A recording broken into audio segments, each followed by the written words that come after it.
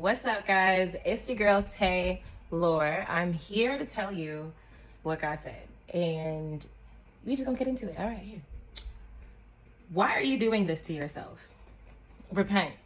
Stop thinking and deciding feelings at every juncture, and just be, achieve, do it.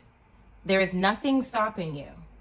Like a freight train, I have put inside of you treasures and talents.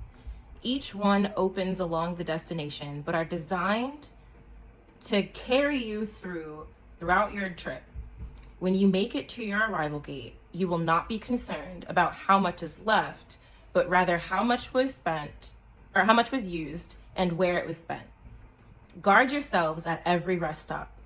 Take account and plan your cost wisely, for what you have been given is all you will be given until you arrive. So this came strong to me for a lot of reasons. Basically, there is nothing stopping you from doing anything that God told you to do.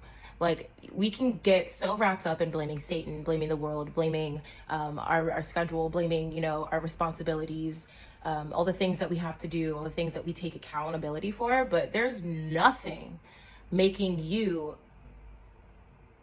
slow down except for you.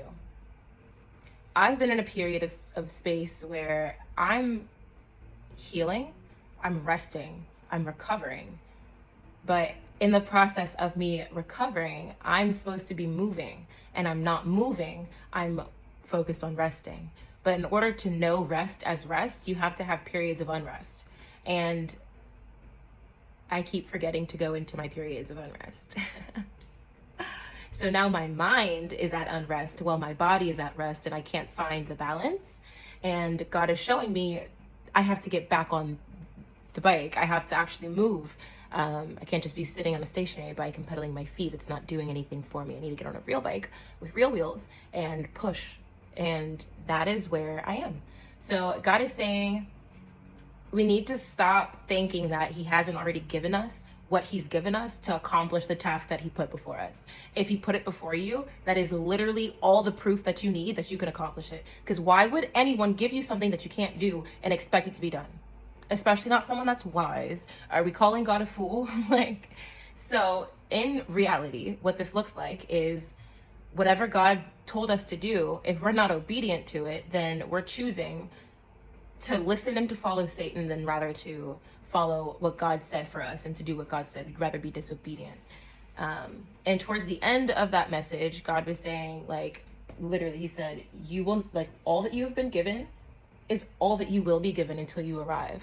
If someone sends you to go out for a journey, you're not running back home to get what you need and going back out to go back on your journey. What you packed for the journey is what you get until you get to where you're going. Where you're going has all the provision that you'll need for when you get there. But on the journey, you have been given specific things. And specifically, the way that God pulled this out was we are like a freight train.